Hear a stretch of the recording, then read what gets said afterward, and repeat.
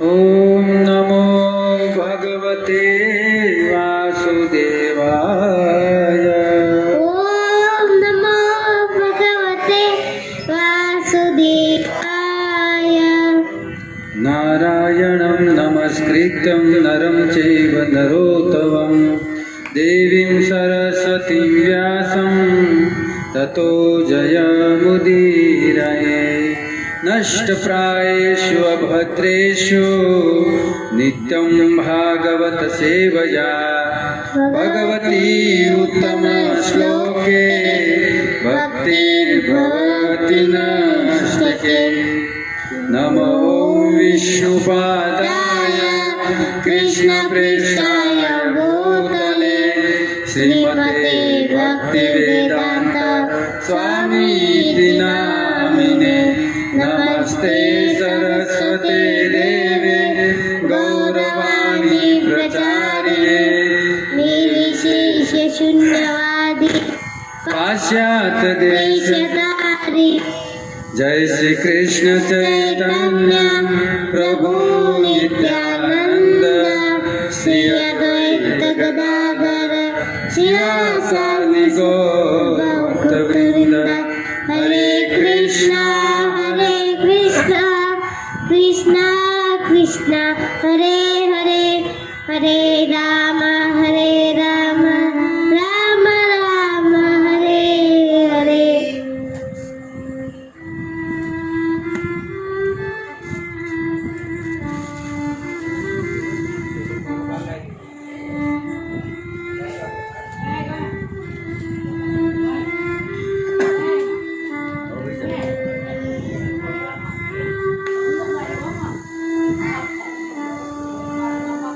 हरे कृष्ण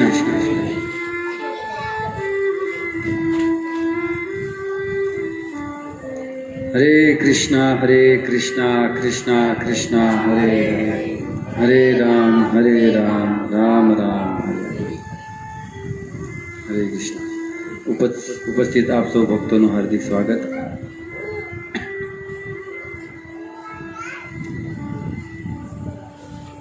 ગયા શનિવારે આવી ન શક્યા, માતાજીએ ઠપકો આપ્યો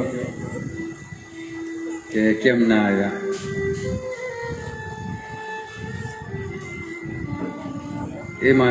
એ બદલ માફી માંગીએ છીએ. કોઈ તૈયારી નહોતી એટલે પછી આવી ન શક્યા. તો આપણે છેલ્લે શ્યામાદાસજીના લગ્ન કરાવ્યા હતા. લગ્ન થયા, સુંદર ફેરા ફરાણા, લગ્ન ગીત ગવાણા. આપણે અહીંયા ગયા હતા લગ્ન ગીત. ફૂલોની વરસાદ દેવતાઓ દ્વારા, કારણ કે ભગવાન સાથે જેટલા પણ એમની સાથે પાર્ષદો આવ્યા હતા એ બધા જ દેવતાઓ જ હતા. મદનરાય મહેતાની આંખમાં હરખના આંસુ છે કે એમને તો એમ જ વિચાર્યું હતું કે આ ભીખ માંગવા વાળા શું જાન લઈને આવશે અને મારી ઇજ્જત જશે. એટલે એમને એમ કહેવાયું હતું કે પાછલા ગેટેથી જાનને અંદર લાવજો. પણ આટલી વૈભવશાળી જાન જોઈ, આટલા સુંદર લગ્ન થયા, હરખના આંસુ છે. દીકરીને વિદાયનો સમય આવ્યો છે. બલરામજી અને રેવતી માતા મદનરાય મહેતાની દીકરીને વિદાય આપે છે. ખૂબ બધું આપ્યું છે શ્યામાદાસજીને, ઘણું જ ધન હતું. કારણ કે મદનરાય પાસે કેટલા પૈસા હતા એ સમયના? 10 લાખ રૂપિયા હતા. એ સમયે 10 લાખ રૂપિયા હતા એમની પાસે. અને એકની એક દીકરી હતી, બીજું કોઈ હતું નહીં એમની આગળ પાછળ. તો ઘણું જ બધું ધન શ્યામાદાસજીને આપ્યું છે. વિદાય આપે છે, બહુ સુંદર વિદાયના ગીત ગવાય છે. काल जाके रो कटको मारो ગાંઠથી છૂટી ગયો કાળજા કેરો કટકો મારો એવો ગાંઠથી છૂટી ગયો મમતા રૂવે જેમ વેણુમાં મમતા રૂવે જેમ વેણુમાં એવો વીરડો ફૂટી ગયો કાળજા કેરો કટકો મારો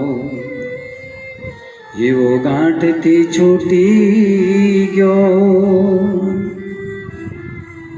છબતો નહીં ધરતી ઉપર જે પગ આજથી જી ગયો આ ડુંગરા જેવડો ઉંબરો લાગ્યો હે આ ડુંગરા જેવો ઉંબરો લાગ્યો માંડ ઓળંગી ગયો કાળજા કેરો કટકો મારો એવો ગાંઠથી છૂટી ગયો.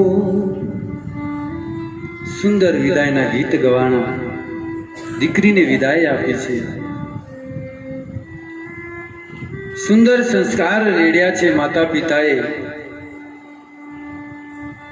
કહ્યું કે બેટા ત્યાં માતા પિતાની સેવા કરજે, પતિની સેવા કરજે, અને આજથી તારા માતા પિતા અમે નહીં,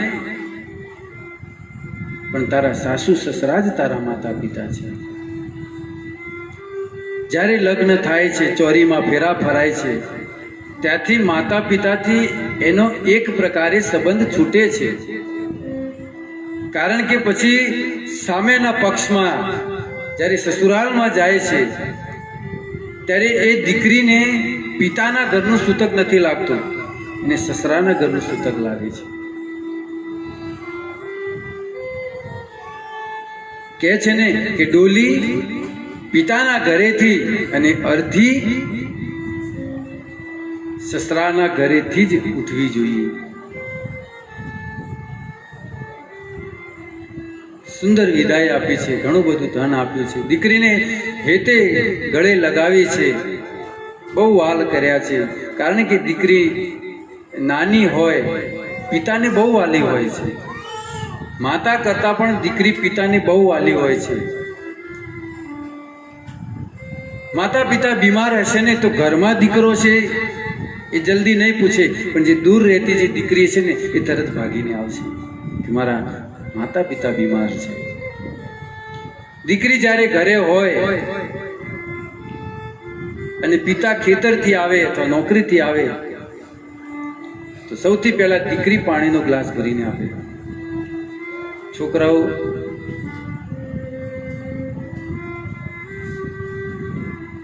દીકરી પિતાને દીકરી બહુ વાલી હોય છે.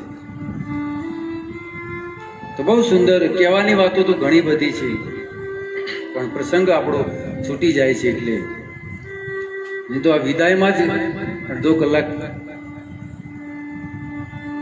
તો બહુ સુંદર વિદાય આપી છે. લગ્ન કરીને શામળદાસજીને ઘરે આવ્યા છે. ભગવાન સ્વધામ ગયા છે. ભગવાન આવ્યા હતા ને લગ્ન કરાવવા માટે, શેઠ અને શેઠાણી બનીને.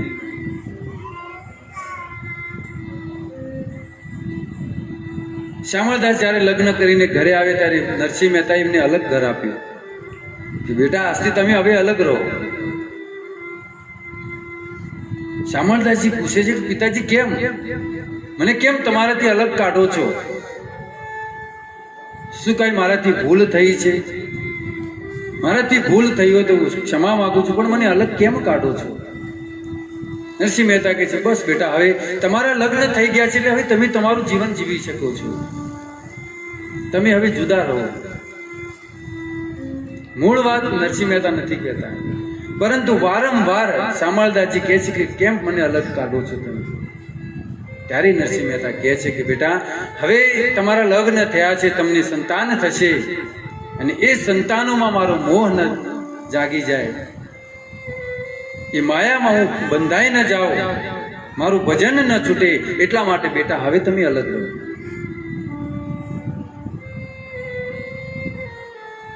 શામળદાસજીને અલગ ઘર આપે છે. કેટલી સુંદર વાત કરે છે નરસિંહ મહેતા. 50 વર્ષ પૂરા થઈ ગયા એટલે પછી વાનપ્રસ્થ પુત્રના લગ્ન કરાવી દીધા, પુત્રનું ઘર વસી ગયું. પછી માતા પિતાએ બંને સાથે મળીને ભજન કરવું જોઈએ. આ નરસિંહ મહેતા આપણને શીખવે છે.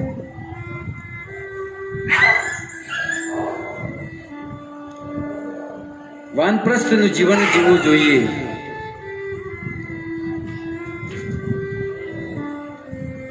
એ પુત્રમાં પૌત્રમાં આસક્તિ એ જ આપણે આ બંધનનું કારણ છે.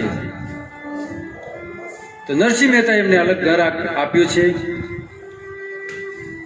હવે ભગવાન લગ્ન કરાવીને ગયા ને કોઈને ખબર પણ ન પડી કે આ ભગવાન હતા, સ્વયં દ્વારિકાધીશ હતા. કોઈ એમને ઓળખી ન શક્યું. એમની પત્ની પણ ન ઓળખી શકી, શામળદાસ ન ઓળખી શક્યા, કોઈ ન ઓળખી શક્યું. માત્ર નરસિંહ મહેતા ઓળખી શક્યા હતા ભગવાનને.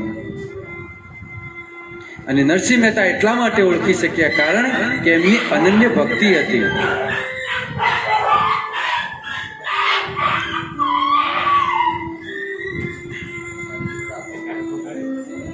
એમના કથાના ટાઈમે જ લડવાનું છે.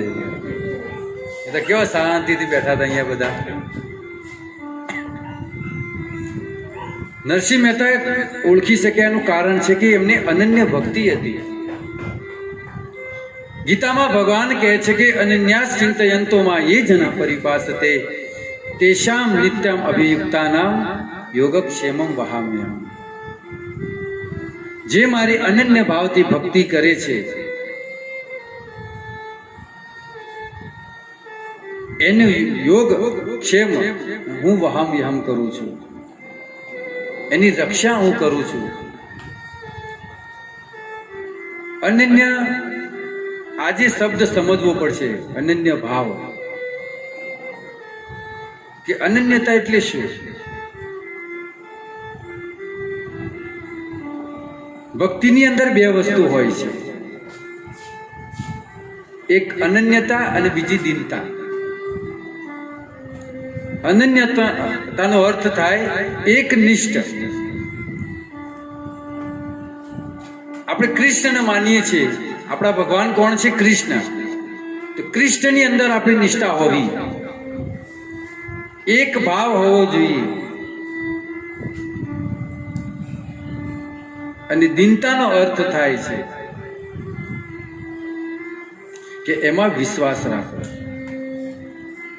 હવે આપણે કૃષ્ણને ભજીએ છીએ, માળા કૃષ્ણની કરીએ છીએ, ભગવાન પર આપણને વિશ્વાસ છે નહીં, એટલે પછી આપણે ક્યાં જઈએ? જોડાવા માટે જઈએ. બ્રાહ્મણ પાસે આપણે જોડાવા જઈએ. કેમ? કૃષ્ણ પર વિશ્વાસ નથી.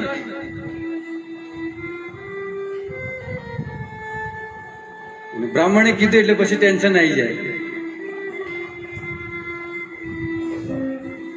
એટલે વિશ્વાસ કૃષ્ણમાં હોવો જોઈએ. તમે માળા પકડી છે એની, તો અનન્યતા એને કહેવાય કે માત્ર કૃષ્ણની જ ભક્તિ, બીજું કોઈ નહીં, દરેક જગ્યાએ નહીં.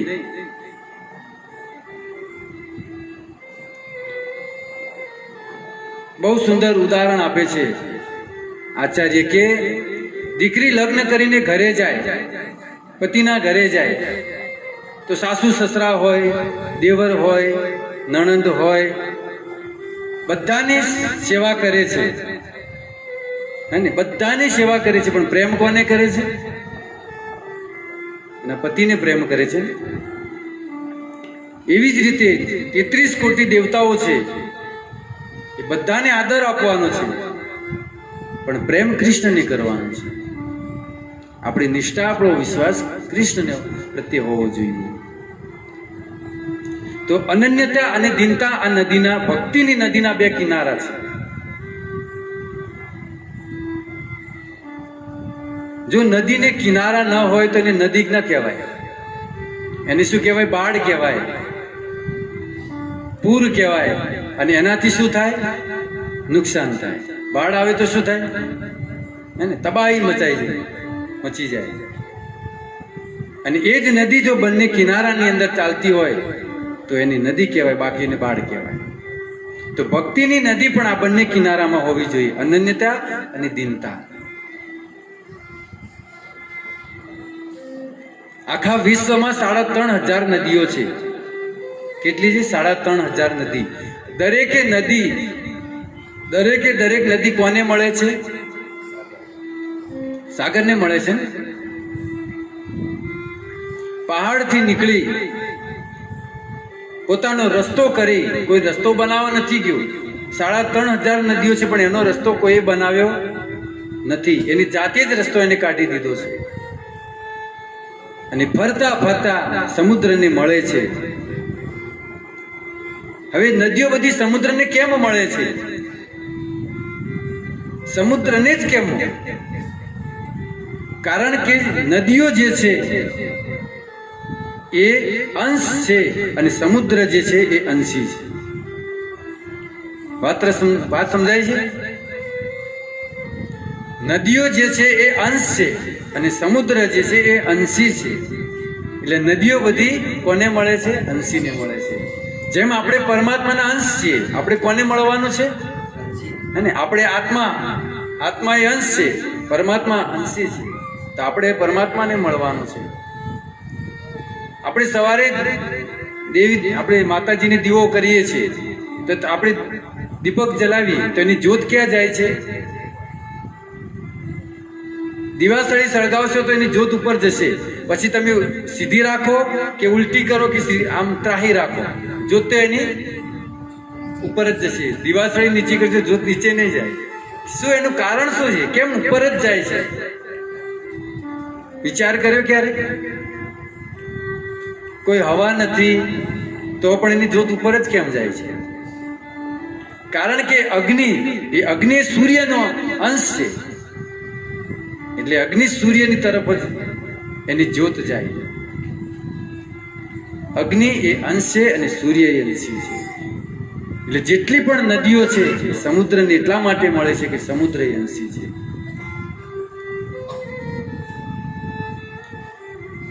તો ગંગોત્રીથી નીકળી ગંગા સાગરને મળે, એવી જ રીતે ભક્તિની જે નદી છે એ ક્યાંથી નીકળે છે? ગુરુની અંદરથી, ગુરુના પ્રેમથી, ગુરુની ભક્તિથી, ગુરુના ચરણથી આ ભક્તિ નીકળી અને ક્યાં જાય છે? કૃષ્ણને મળે છે.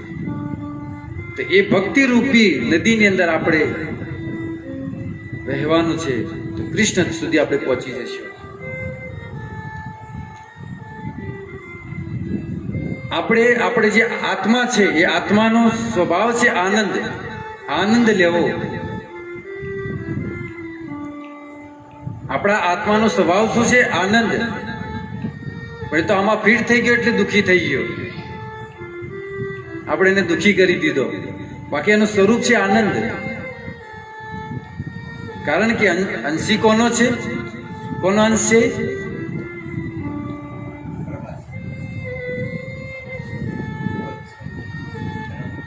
આનંદ ગંધ ભગવાન શ્રી કૃષ્ણનો અંશ છે. એટલે હંમેશા આ આત્માનો સ્વભાવ છે આનંદ. એટલા માટે આ નદીની જે ભક્તિની બે નદીઓ છે, અનન્યતા અને દીનતા. જો તમે આ બંને સાથે પણ હોવી જોઈએ. એટલું એક પણ નહીં ચાલે, એકલું અનન્યતા પણ નહીં ચાલે. એકલું અનન્યતા હશે તો ભટકી જશે, અને એકલી દીનતા હશે તો પણ નહીં ચાલે. ટીવી જોતા હશો, કોઈ એવો સીન આવી ગયો, અથવા પિક્ચર જોતા હશો, એવો કરુણ દ્રશ્ય આવી ગયો તો પણ તમે રડશો. અને કથામાં કોઈ એવો પ્રસંગ આવી ગયો તો પણ તમે રડશો. વાત સમજાય છે? દીનતા તો છે જ પણ અનન્યતા નથી. એટલે ખબર હોવી જોઈએ કઈ જગ્યાએ આપણે આંસુ વહાવવા જોઈએ. કૃષ્ણના પ્રેમમાં, કૃષ્ણની કથામાં. એટલે બંને સાથે જરૂરી છે, બંનેમાં એક પણ નહીં ચાલે. અનન્યતા પણ જરૂરી છે અને દીનતા પણ જરૂરી છે. દીનતાનો બીજો અર્થ એ છે કે પોતાને હીન માનવા. બધા જ મારાથી શ્રેષ્ઠ છે, હું બધાથી નીચો છું, હું બધાથી કનિષ્ઠ છું. દરેક વ્યક્તિ મારાથી શ્રેષ્ઠ છે અને પોતાની અંદર જ દોષ જોવા, બીજામાં દોષ જોવા નહીં. પણ આપણી આદત જ છે બીજાની અંદર દોષ જોવા, મારી ને તમારી બધાની.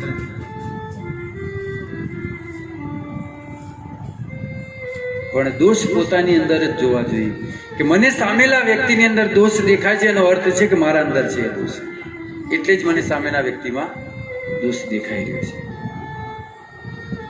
અને અનન્યતાનો અર્થ થાય એક નિષ્ઠાપૂર્વક ભક્તિ, અને એ જેની ભક્તિ કરીએ છીએ આપણે કૃષ્ણની, એની અંદર આપણો વિશ્વાસ.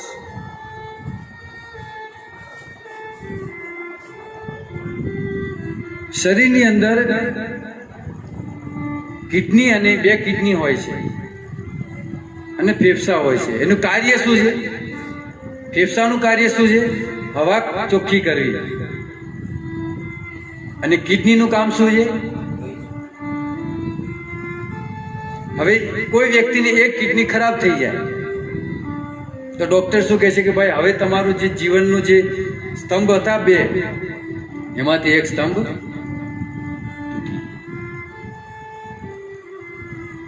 હવે તમારે એક કિડની પર જીવવાનું છે. એટલે ભક્તો બહુ સમજવાનું છે, આપણે વિશ્વાસ રાખવો પડશે કૃષ્ણ ઉપર. તુલસીદાસજી કહે છે, बिनु विश्वास भगति नहीं, तेहि विनि द्रवहीन राम. बिनु विश्वास भगति नहीं होय, तेहि बिन द्रवहीन राम. राम कृपा बिनु सपने ही जीवन लह विश्राम. શું કહે છે તુલસીદાસજી? बिनु विश्वास भक्ति नहीं. विश्वास वगરની ક્યારે ભક્તિ થાય? એને ભક્તિ પણ ન કહેવાય. અને તેહી વિધિ દ્રવહીન રામ. જો તમારી ભક્તિમાં વિશ્વાસ નહીં હોય તો ભગવાન દ્રવીભૂત થશે નહીં. વિશ્વાસ જો આપણો ભટકતો છે તો ભગવાન દ્રવીભૂત નહીં થાય. અને રામ કૃપા બિનુ જીવ લહન વિશ્રામ.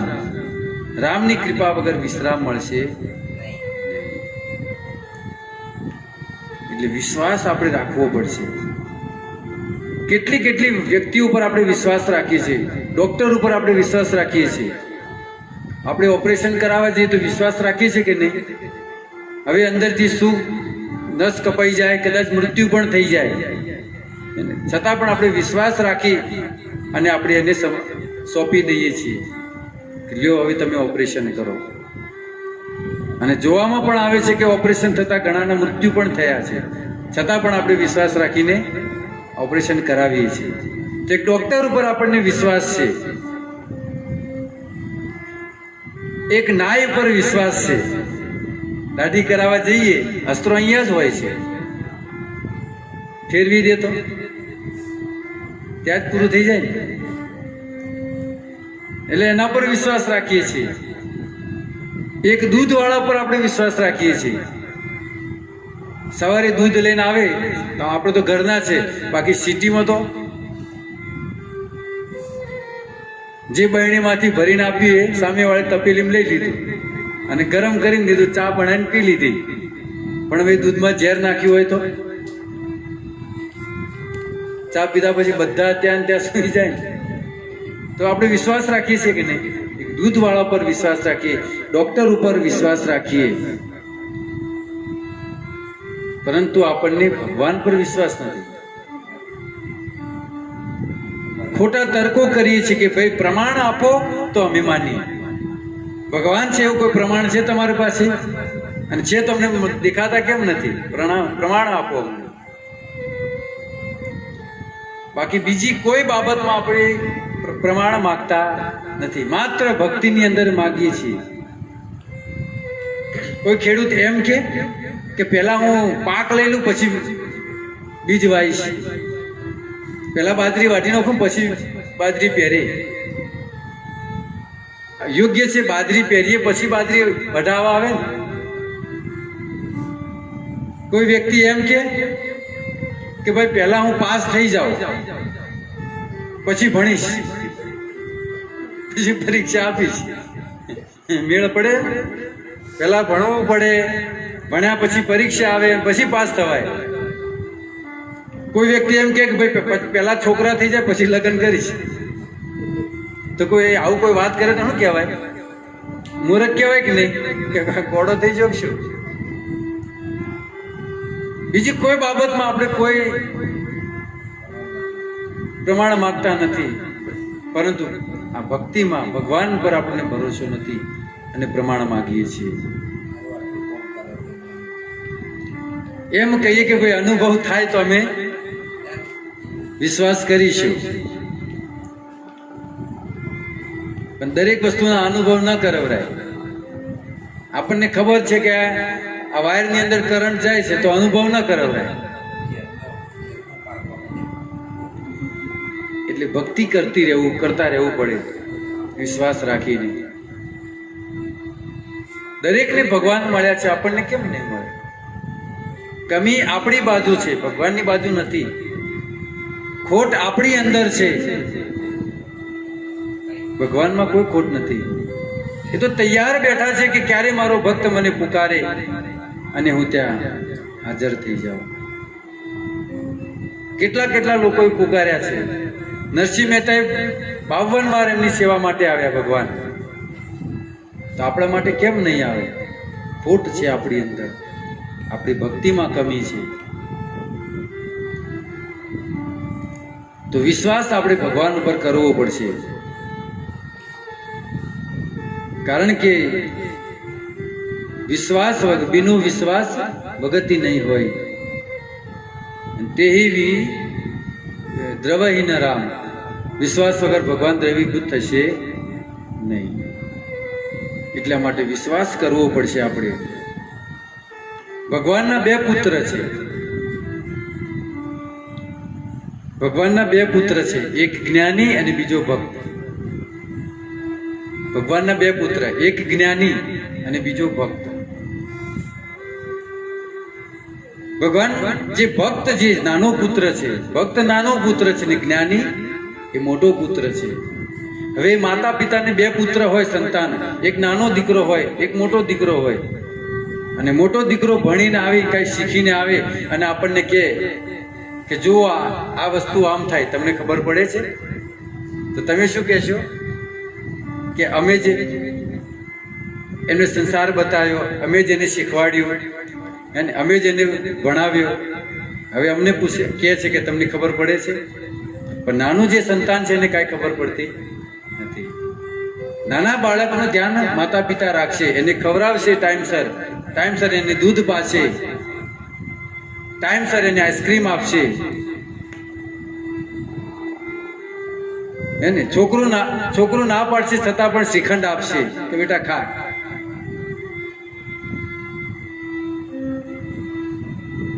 કેમ કે નાનો છે,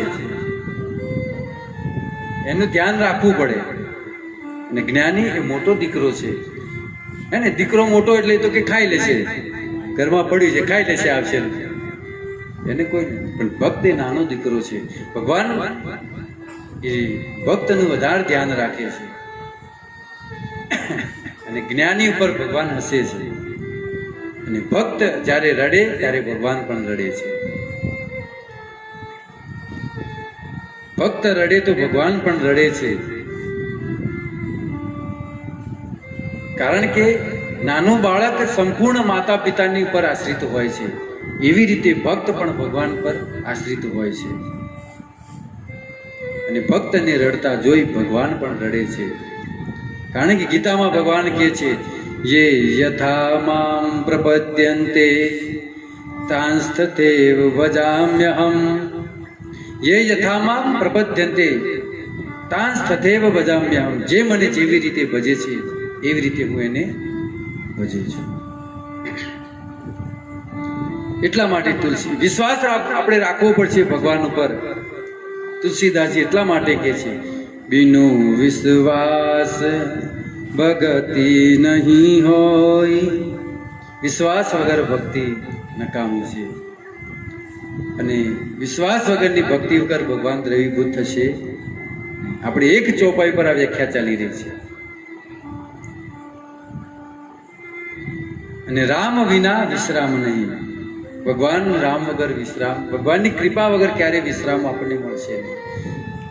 વિશ્રામ બહુ સુંદર શબ્દ છે. વિશ્રામનો અર્થ થાય 20 વત્તા રામ બરાબર વિશ્રામ, અને આરામનો અર્થ થાય આજ બરાબર રામ, આજ વત્તા રામ બરાબર આરામ. આરામની પાછળથી જો રામ નીકળી જાય તો આખું જીવન શું થઈ જાય?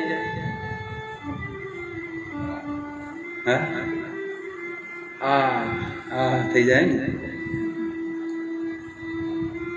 આરામ મળે પણ પાછળ રામ લાગેલું છે. અને જેને આરામ જોઈતો હોય એને કહે છે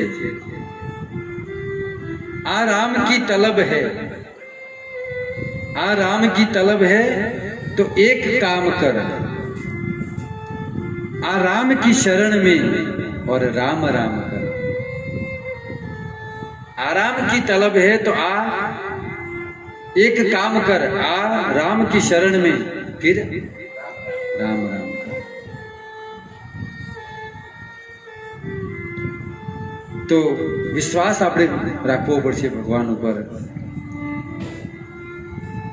આપણે ઘણા જન્મોથી અપરાધો કરતા આવ્યા છીએ, ઘણા જન્મોથી, અનંત જન્મોથી આપણે અપરાધો કરતા આવ્યા છીએ. આપણે પ્રસંગ લેવાનો છે નરસિંહ મહેતાનો, હજી આવ્યો નથી, અને આજે નરસિંહ મહેતાનો પ્રસંગ આવશે પણ નહીં. કારણ કે આ સિદ્ધાંત આપણે સમજવા પડશે. નહીં તો ડાયરેક્ટ જો કથા કરશું તો કથા શું થઈ જશે? એક વાર્તા.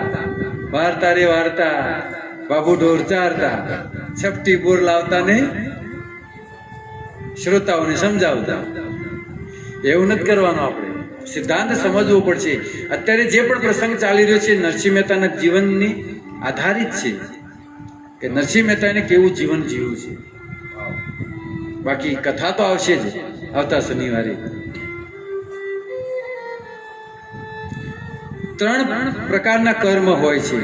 આપણે આપણા કર્મોથી ઘણા અપરાધો કર્યા છે, તો 3 પ્રકારના કર્મ હોય છે: ક્રિયમાણ કર્મ, પ્રારબ્ધ કર્મ અને સંચિત કર્મ. 3 કર્મ હોય છે.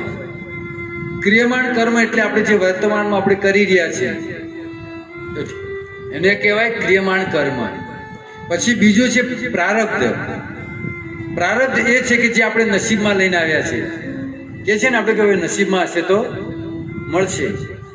અને જે નસીબથી આપણને મળે છે, ભાગ્યથી આપણને જે મળે છે એ છે પ્રારબ્ધ કર્મ. અને સંચિત કર્મનો અર્થ છે જે અનંત જન્મોની જે ફાઇલ છે આપણા કર્મોની, અને એમાંથી અમુક થોડું ઘણું આપણને મળે છે. હવે વિચાર કરીએ, આપણે અનંત જન્મોની ફાઇલમાં આપણે કેટલા અપરાધો કર્યા છે, કેટલાક એવા કર્મ કર્યા છે, અને એ જો બધી ફાઇલ ખુલી જાય ને તો આપણે ક્યારે છૂટી શકીએ? કયા ભવે આપણે છૂટીએ? પરંતુ એ બધા જો અપરાધોથી બચવું હોય, છૂટવું હોય તો માત્ર એક જ ઉપાય છે.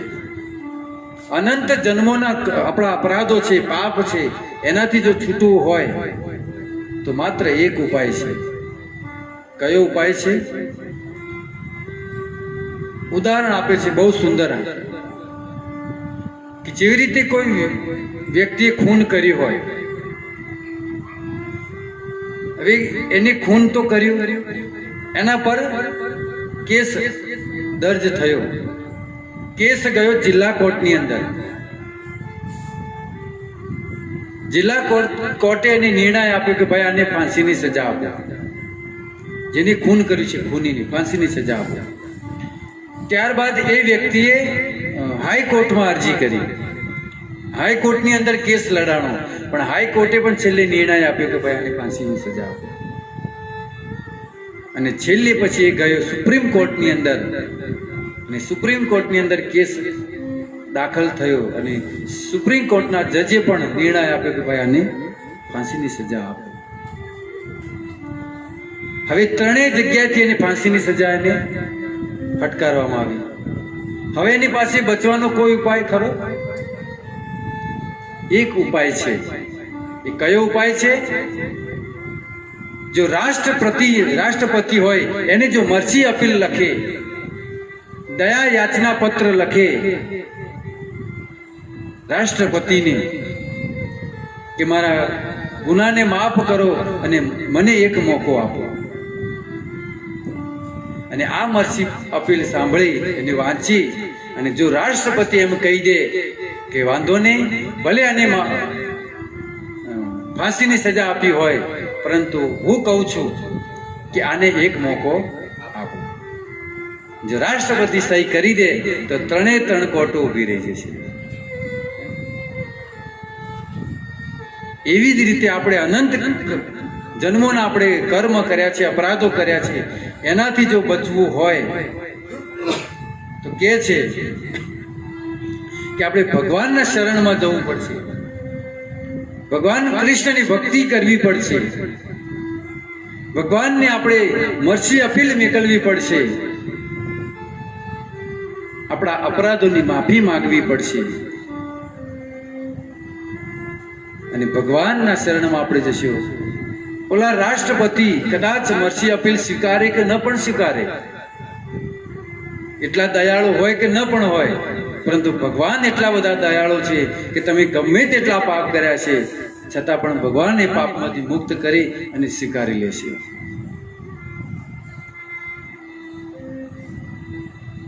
कृपा की न होती जो आदत तुम्हारी तो सुनी ही रहती अदालत तुम्हारी. बहुत सुंदर दोहो છે.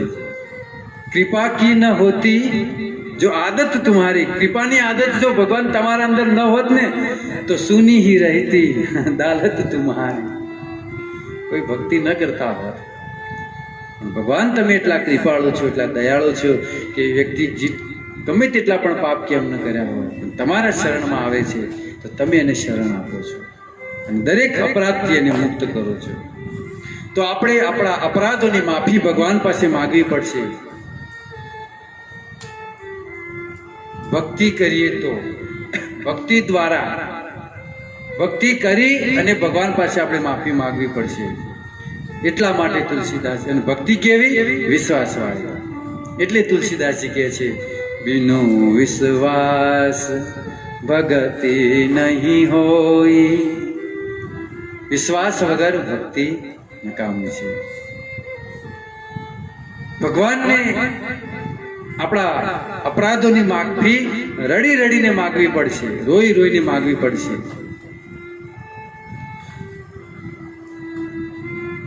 पुकारो रोके गोविंद राधे, पुकारो रोके गोविंद राधे, पुकारो रोके गोविंद राधे, पुकारो रोके गोविंद राधे, पुकारो रोके गोविंद राधे.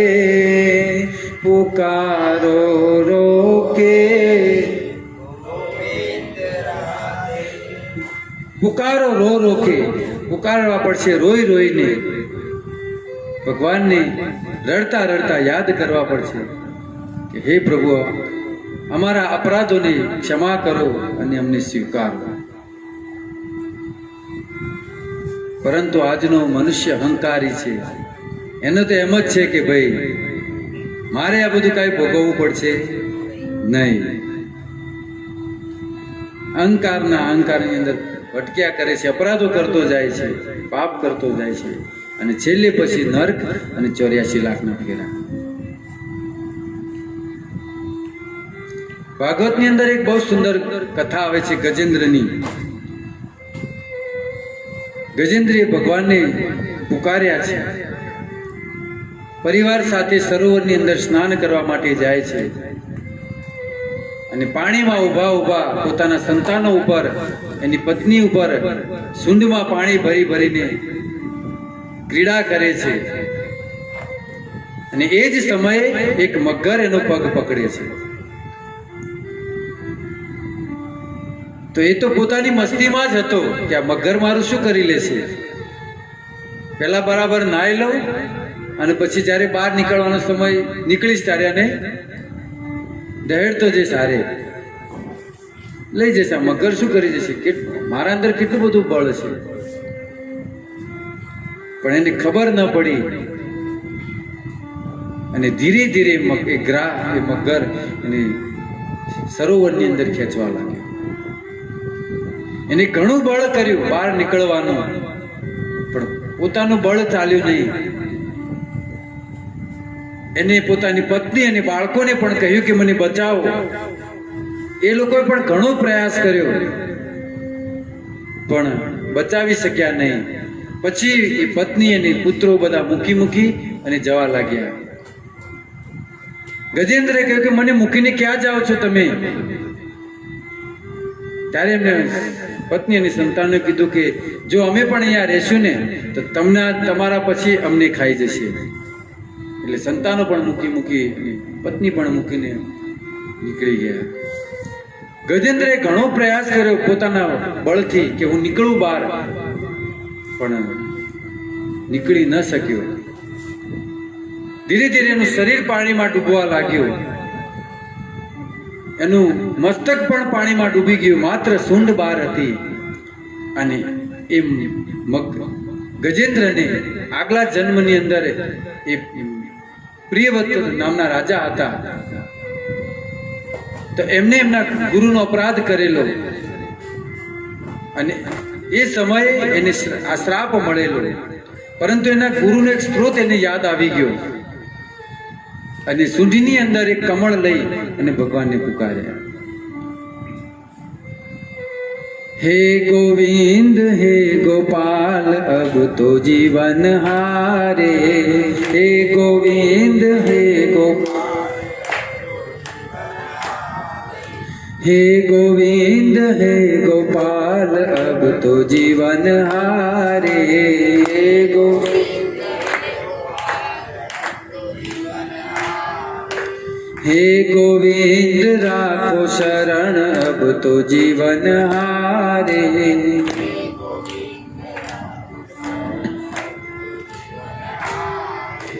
हे गोविंद राखो शरण अब तो जीवन हारे. राखो शरण अब तो हे गोविंद हे गोपाल अब तो जीवन हारे. हे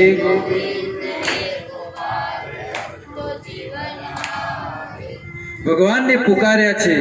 કમળ લઈ અને ભગવાનને અર્પણ કરી એને વિચાર તો કર્યો કે હું બધાને પુકારી રહ્યો છું, દરેકને યાદ કરીને પુકાર્યો છું, પણ એકવાર હું ભગવાનને યાદ કરી લઉં.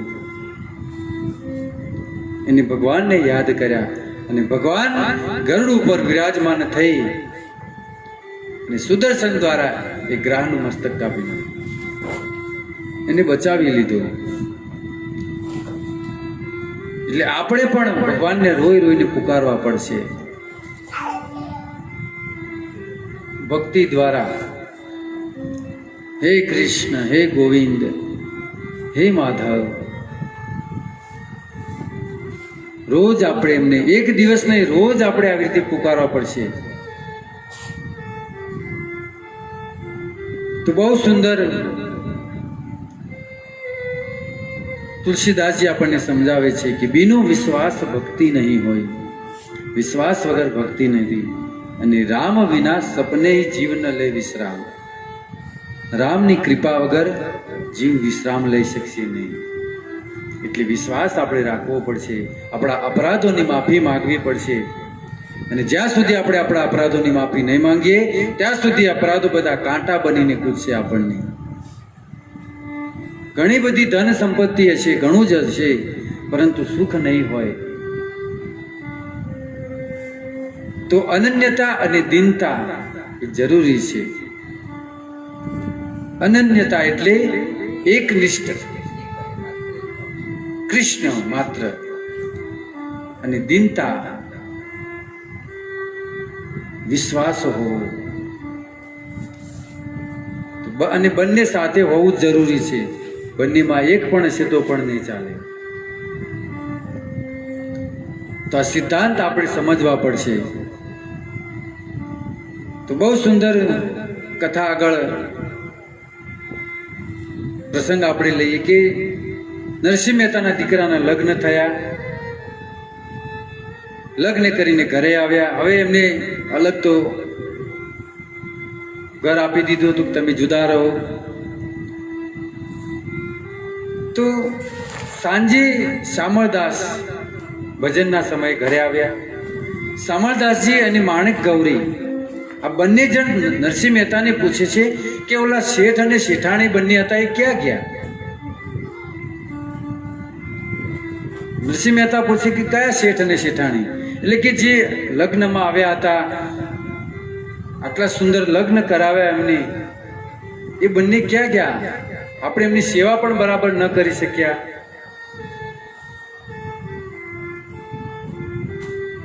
નરસિંહ મહેતા કહે છે કે એ તો હવે એમનું કામ પતાવીને બસ નીકળી ગયા. નરસિંહ મહેતા સમજાવે છે પણ શામળદાસ પણ એમના જ સંતાન છે કે નહીં. કોણ હતા? કંઈક અલગ જ દેખાતા હતા એ લોકો.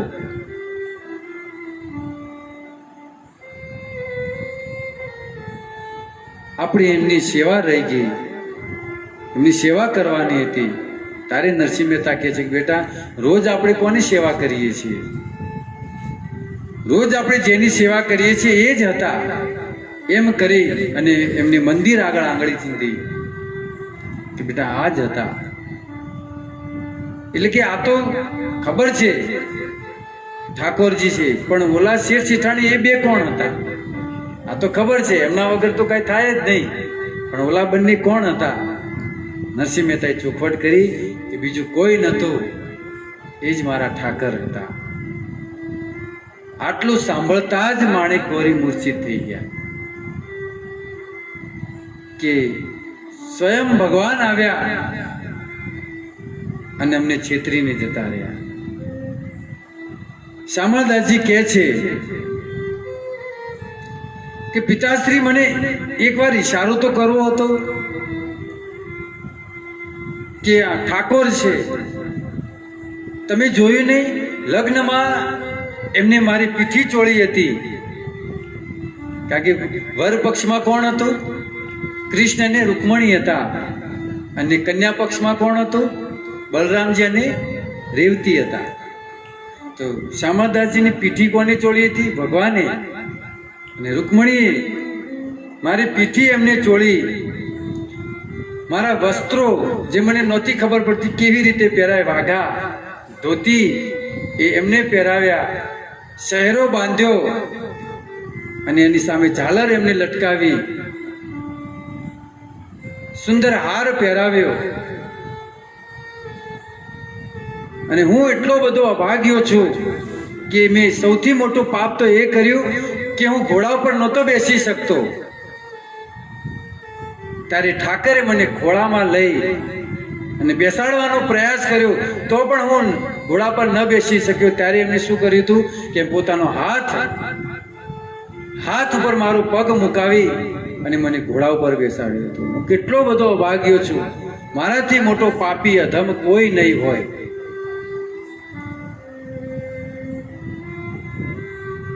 એમ કરીને શામળદાસજી રડે છે કે પિતાશ્રી, મને એક વાર તો કેવું હતું કે ઠાકર છે તો મારાથી આ પાપ તો ન થત, મારાથી અપરાધો તો ન થત. કેટલો મોટો અનર્થ થઈ ગયો, મને ઈશારો પણ તમે ન કર્યો. નરસિંહ મહેતા કહે છે કે બેટા, એમની જ ઈચ્છા હતી, એમને જાહેર થવું ગમતું નથી. બેટા, તાર્યું અને માર્યું ધાર્યું થોડું થાય છે. એને જે બોલાવવું હોય એ જ આપણે બોલીએ છીએ, એને જે કરાવવું હોય એ જ આપણે કરીએ છીએ. એમની ઈચ્છા નહોતી, એમને છુપાઈને જ રહેવાની, એમાં જ એમને આનંદ આવે છે. એટલે બેટા, જે પણ થયું એ એમની જ ઈચ્છાથી થયું છે, એમાં તારે દુઃખી થવાની જરૂર નથી.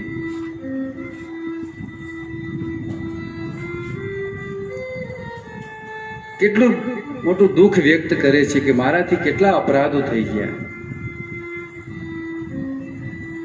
શામળદાસ એ જ સમયથી એ જ દિવસથી બહુ દુઃખી રહ્યા છે.